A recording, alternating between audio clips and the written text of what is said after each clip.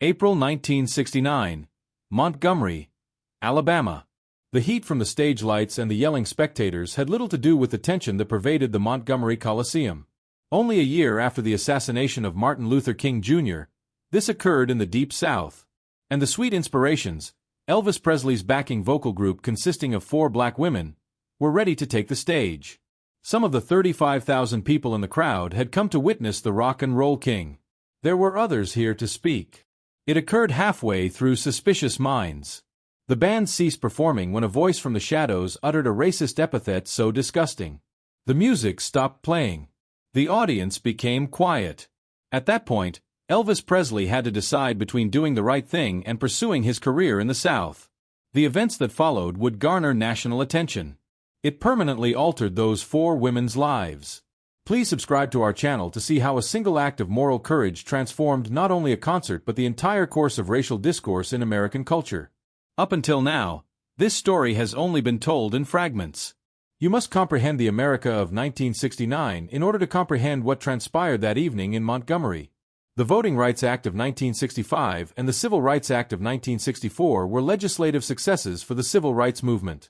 On paper, however, legislation did not alter people's emotions or thoughts. In the murder of Dr. Exactly 1 year before to this event, in April 1968, Martin Luther King Jr. had left the country furious and split. In the wake, cities had burned. The opposition to integration remained strong, especially in the Deep South, and the National Guard had been sent to several states. Alabama's Montgomery wasn't your typical southern city.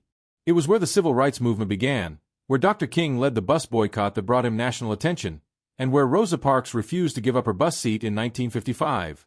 By 1969, the city was a complex symbol, both proud of its role in American history and inhabited by people who were bitterly opposed to the changes that had been imposed upon them.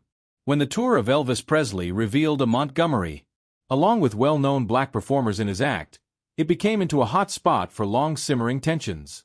In the racial politics of American music, Elvis had always had a peculiar place. In essence, his career was based on black music, gospel, and rhythm and blues. Sounds he had been exposed to while growing up in poverty in Tupelo, Mississippi, listening to black radio stations, and going to black churches. Because he was a white man playing in a style that white America associated with black culture, his early success had been contentious. He was viewed as a bridge between worlds by others. He was viewed as a thief by others. By including the Sweet Inspirations in his act, giving them solo parts, and treating them like stars rather than just unidentified backup singers, he was now making a statement in 1969. Not all support singers were the Sweet Inspirations. The group's leader and founder, Houston, was already well known in the gospel and soul music communities. One of the greatest voices in music history would eventually be her daughter Whitney. However, the star was in 1969. She was accompanied by M.N.A. Smith, Sylvia Shemwell, and Estelle Brown, for extraordinarily gifted ladies who have performed with everyone from Wilson Pickett to Aretha Franklin. Despite the fact that their music was advancing American culture, these professionals were veterans of the music business who had earned their start in recording studios and clubs where black musicians were frequently regarded like second-class citizens. It made a big statement when Elvis engaged the Sweet Inspirations for his 1969 comeback to live performance, whether he intentionally wanted it to be one or not. He wasn't merely assigning them work.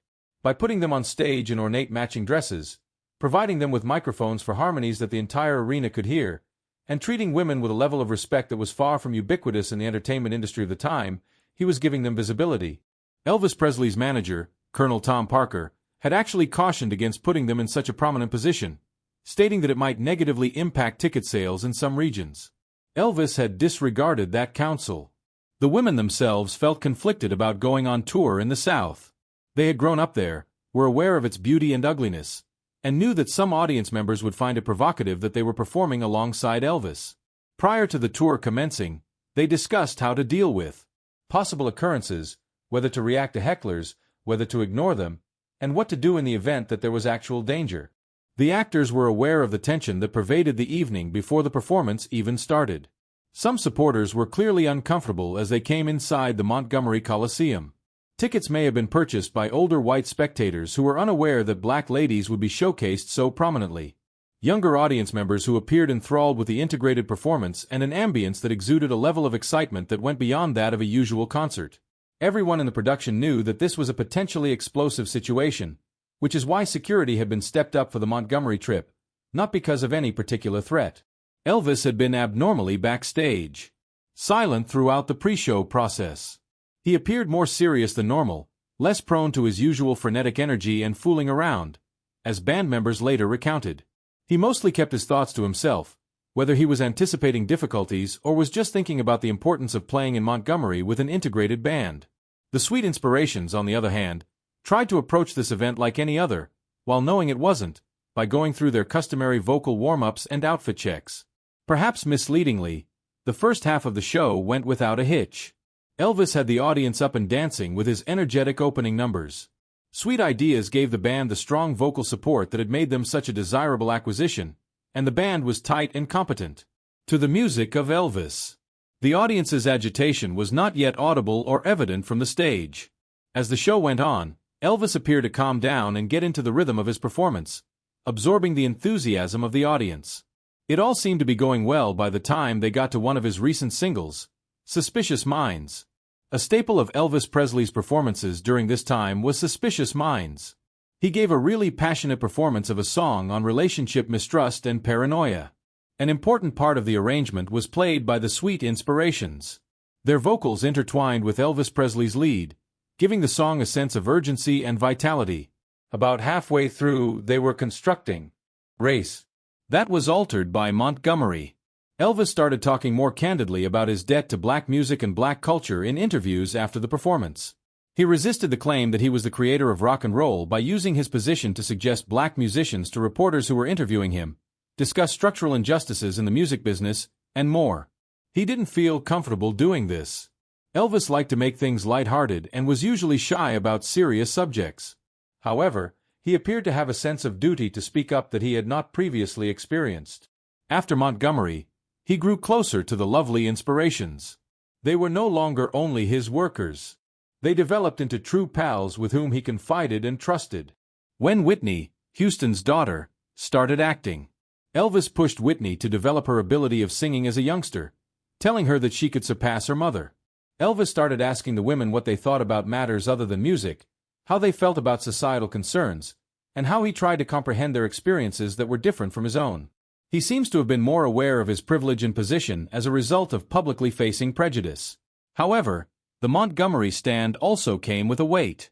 After the performance, Elvis received death threats, which were so severe that he needed a much larger security force. Assassination attempts were a worry, especially when he played in several southern cities. Although he made an effort to hide his anxiety from others, those close to him observed that he grew increasingly solitary, nervous, and reliant on the protective cocoon that his notoriety had already established around him. According to several biographers, Elvis's subsequent battles with prescription drugs and his withdrawal from public life were exacerbated by the heightened security and seclusion that followed Montgomery. Understanding what Elvis risked and what was at stake is crucial to appreciating what he did that night in Montgomery. Speaking out against racism in public was not only the appropriate thing to do in 1969.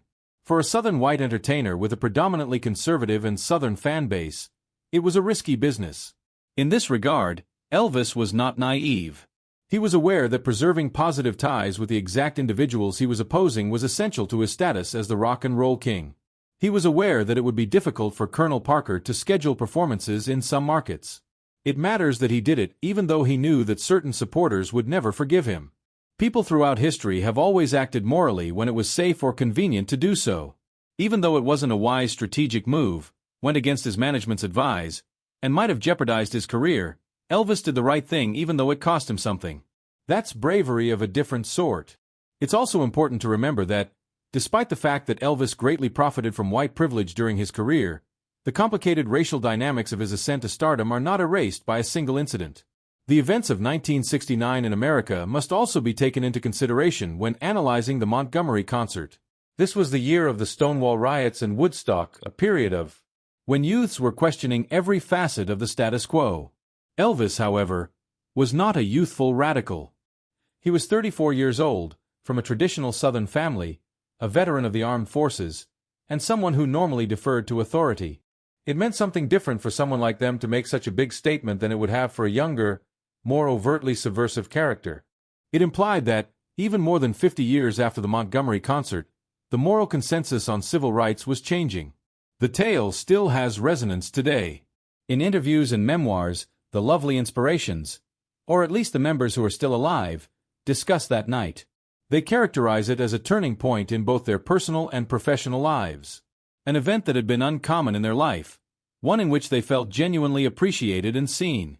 They give Elvis credit for utilizing his position of authority and privilege to defend them, uplift them, and demand that they be treated with respect, even at the expense of his career. When this narrative is taught to younger generations, it frequently surprises them. Elvis Presley's music, style, films, and tragic demise are often the main topics of the public narrative, rather than his moral bravery or civil rights activism. Nevertheless, this instance is a part of his legacy and is just as significant in and of itself as any of his well-known songs or performances. It serves as a reminder that artists have platforms that go beyond providing entertainment, that their use of that power matters, and that they have the ability to impact culture in ways that go beyond their artistic endeavors. An intriguing case study of how moral positions change over time is the Montgomery concert. What Elvis did in 1969 caused controversy, split his fan base, and cost him his career. The folks who left that concert in protest now appear like the villains of history, and everyone believes that he did the right thing. Throughout history, this tendency has been seen.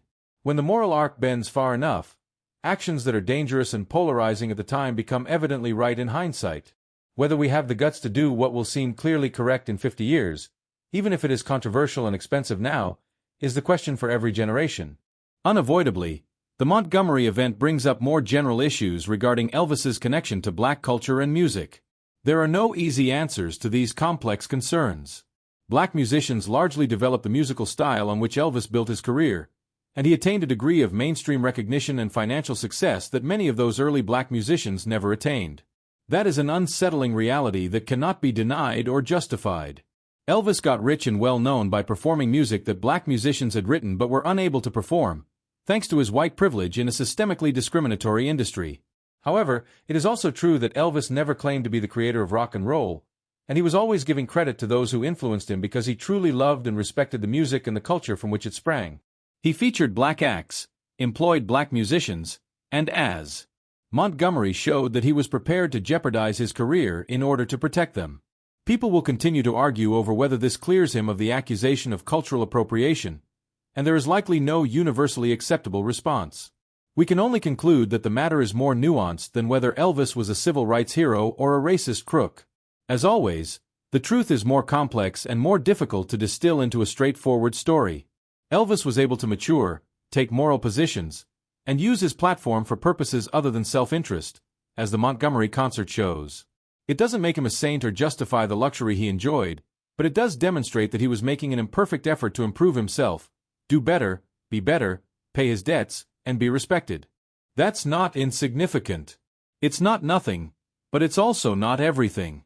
Elvis Presley was forced to choose between his comfort and his conscience on April 12, 1969, in Montgomery, Alabama.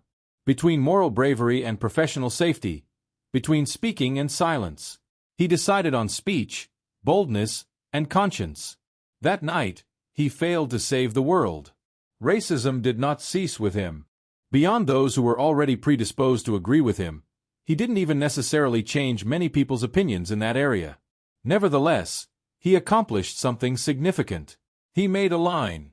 Some things are more important than cheers, ticket sales, or popular favor, he stated plainly and in public. If you disrespect them, you disrespect me. And if that costs me fans, so be it.